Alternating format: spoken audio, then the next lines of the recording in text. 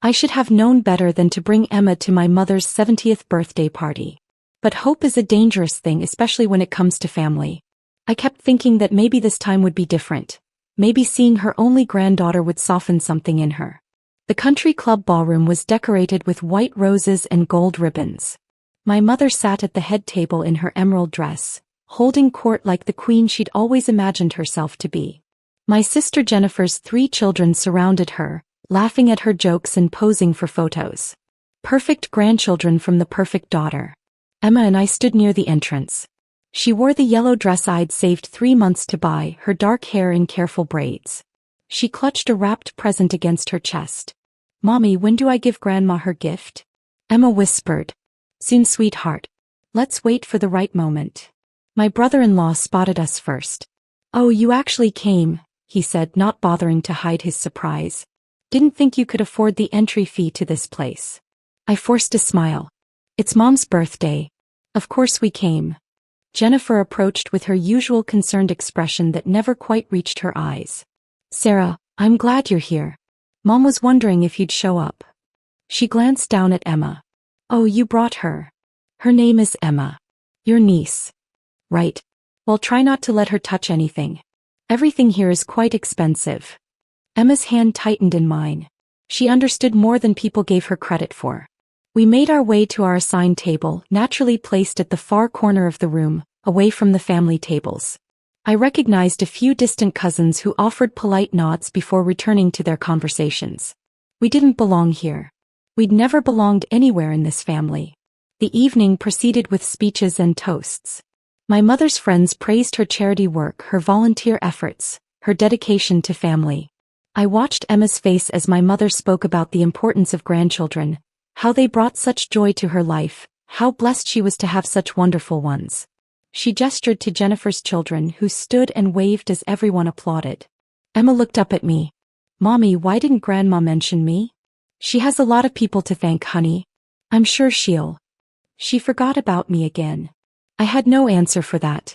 Because my mother hadn't forgotten. She'd never acknowledged Emma in the first place. When the cake was brought out, a massive 3-tiered creation decorated with edible flowers, the room erupted in applause. My mother made a show of blowing out the candles, making a wish and cutting the first slice.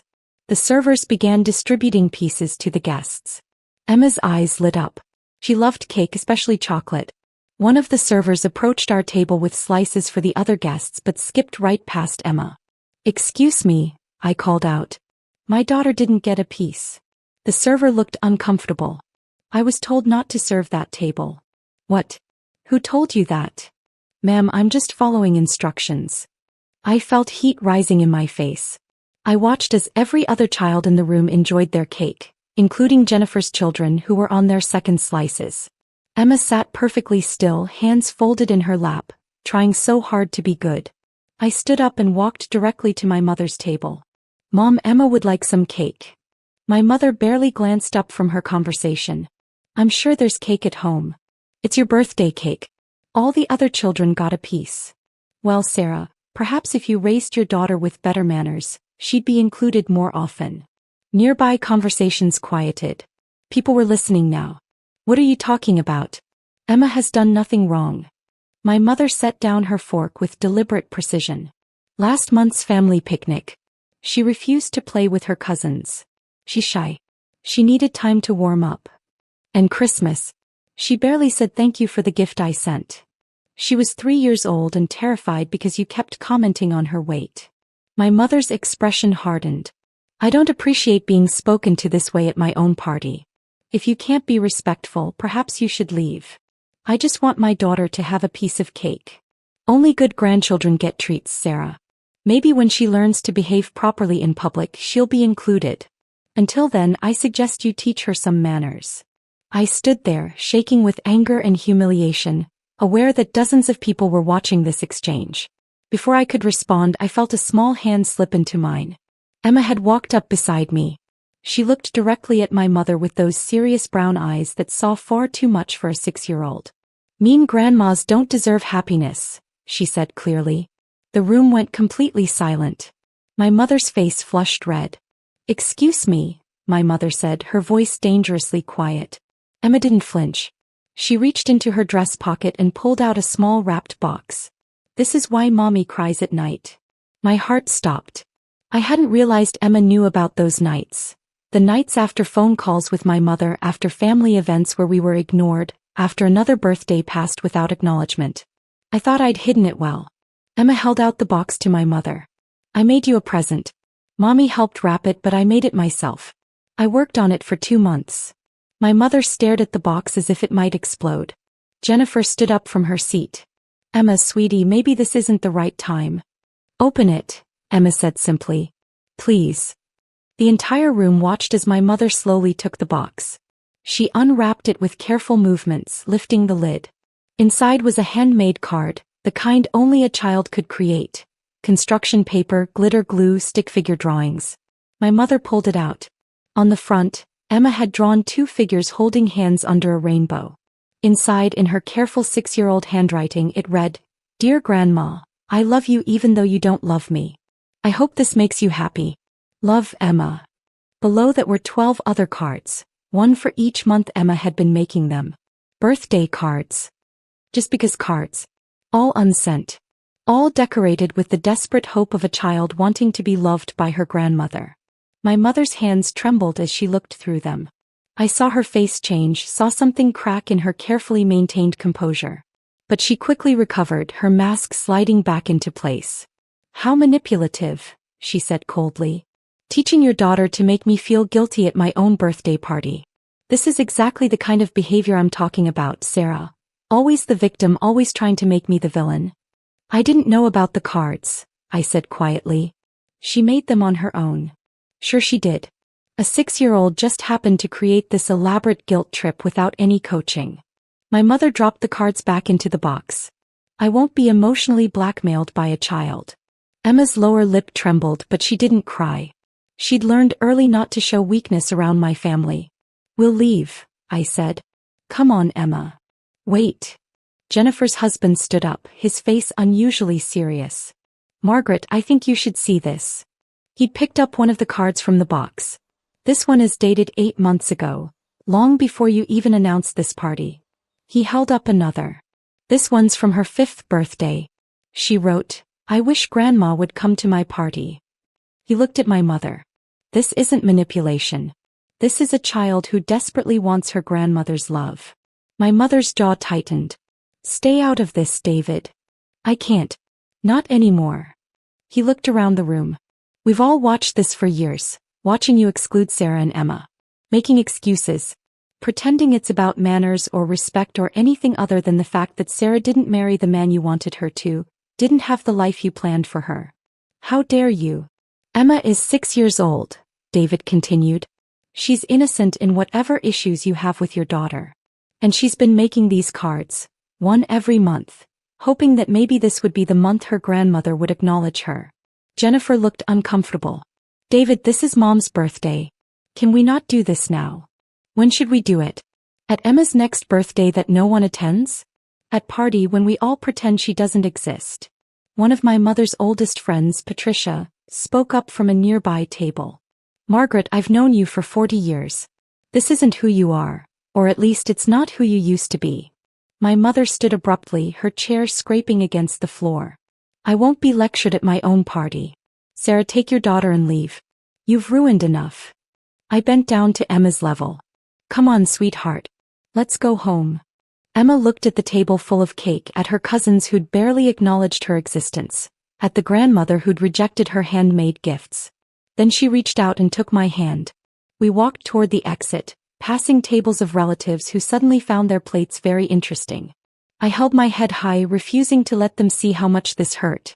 We were almost to the door when we heard it. Wait. I turned. My mother stood in the middle of the ballroom, the box of cards in her hands. She looked smaller somehow, older. The emerald dress that had seemed so regal now just looked like a costume. These cards, she said, her voice barely carrying across the silent room. You really made these yourself? Emma nodded. Every month. Another nod. My mother opened the most recent card again, reading the careful words. I love you even though you don't love me. She looked up at Emma with something I'd never seen in her eyes before, something that might have been shame. I do love you, my mother said quietly. I just forgot how to show it. Emma didn't run to her. She wasn't that naive. She just stood there holding my hand waiting. I'm sorry, my mother said. I'm sorry for the cake. I'm sorry for all of it. Emma considered this for a long moment. Then in that brutally honest way only children possess, she said, sorry isn't magic. It doesn't fix mean. My mother flinched as if she'd been slapped. Around the room, people shifted uncomfortably. Jennifer started to object, but David put a hand on her arm. You're right, my mother said. It doesn't fix it. But maybe it's a start. Emma looked up at me. I saw the question in her eyes. I couldn't tell her what to do. This had to be her choice. Can I have cake now? Emma asked. A laugh escaped my mother, surprised and genuine. Yes. Yes, you can have cake. We didn't leave. We sat at our corner table while my mother personally brought Emma the biggest slice of cake along with ice cream. She sat down across from us, something she'd never done before. Tell me about school, my mother said to Emma. Emma, with chocolate frosting on her face, told her about her teacher, about learning to read, about her best friend who'd moved away. My mother listened, really listened. I don't know if this moment of clarity would last. I don't know if my mother would wake up tomorrow and remember how to be cruel again. Family patterns, especially toxic ones, don't disappear overnight. But Emma had done something I'd never managed in 32 years. She'd held up a mirror and forced my mother to see herself, not with anger or accusations, but with simple, heartbreaking honesty. As we drove home later, Emma clutching a piece of cake wrapped in a napkin for later, she asked, Mommy, why do you cry at night? I glanced at her in the rearview mirror. Because I want better for you than I had. Did Grandma make you sad when you were little too? Yes, sweetheart. Emma was quiet for a moment. The cards didn't work, did they? She's not going to change. I don't know. Maybe. Maybe not. That's okay, Emma said. I have you. That's enough. And somehow hearing those words from my 6-year-old daughter, I realized she was right. It was enough. More than enough. Whether my mother chose to be part of our lives or not, whether she learned from tonight or retreated back into her cruelty, Emma and I would be fine. We had each other. We had love that didn't come with conditions or requirements. We had truth even when it hurt. Sometimes the bravest thing you can do is tell the truth. Sometimes a 6-year-old can see clearly what adults have spent years rationalizing away. And sometimes, mean grandmas don't deserve happiness until they learn to stop being mean. Emma fell asleep on the drive home, the wrapped cake balanced on her lap, a small smile on her chocolate-stained face. She'd stood up to someone who terrified me. She'd spoken truth to power with nothing but honesty and handmade cards. I didn't know what the future held. I didn't know if my mother would call tomorrow or if we'd go back to being invisible. But I knew that tonight my daughter had shown me what courage looked like. And that was worth more than any piece of cake or family approval could ever be. The gift box sat on the passenger seat, cards scattered inside. 12 months of hope. 12 months of a child's unconditional love offered to someone who'd done nothing to earn it. Mean grandmas don't deserve happiness. But brave little girls who make cards every month hoping for love? They deserve everything.